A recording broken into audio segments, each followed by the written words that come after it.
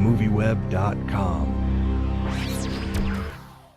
I want to begin by asking you, playing a crack addict like Dicky and the way he was it emotionally and physically draining? I mean, you're so up and, it must have been, right?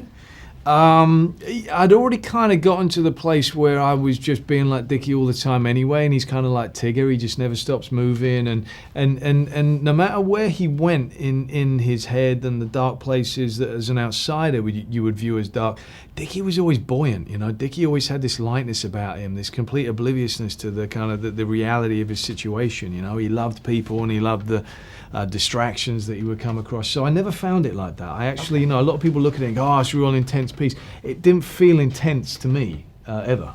Well, and you met him. That must have helped. Oh man, we know each other very well. We hung out an awful lot. He took me around all his old haunts in Lowell.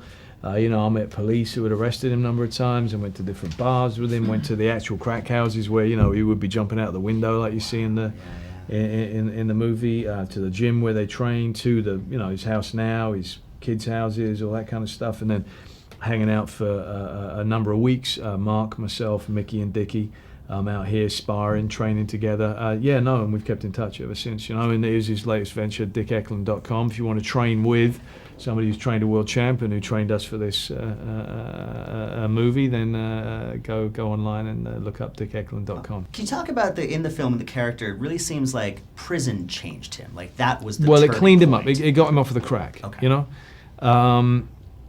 He had managed somehow to be able to drink like crazy, do all sorts of other drugs, and still get in the ring and win, and still remember that boxing was his love, and still remember that his family are his love.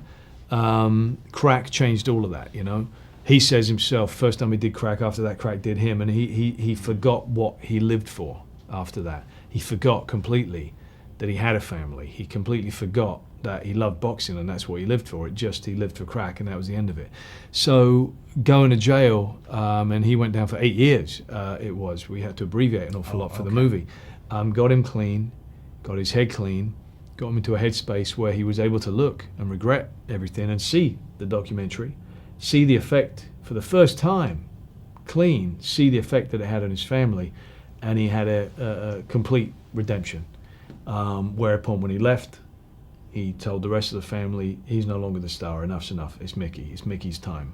Dicky's time has passed, and like everything that Dicky does, he doesn't do it by halves. He went full tilt and got his brother to be world champion. Well, that's actually what I wanted to ask about, because it seemed like the relationship between the two brothers, Mickey really was Dicky's redemption in a sense. Yes.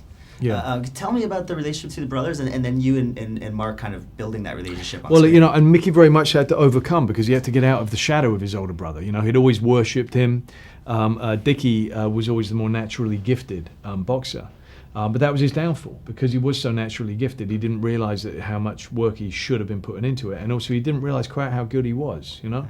Mickey, not being quite so naturally gifted, really needed to put in that extra work, and they both got very different styles as well. Mickey's a real slugger, and he'll get in there. You see the gaddy fights and everything. He gets in there and he takes 4 or 5 punches to land one.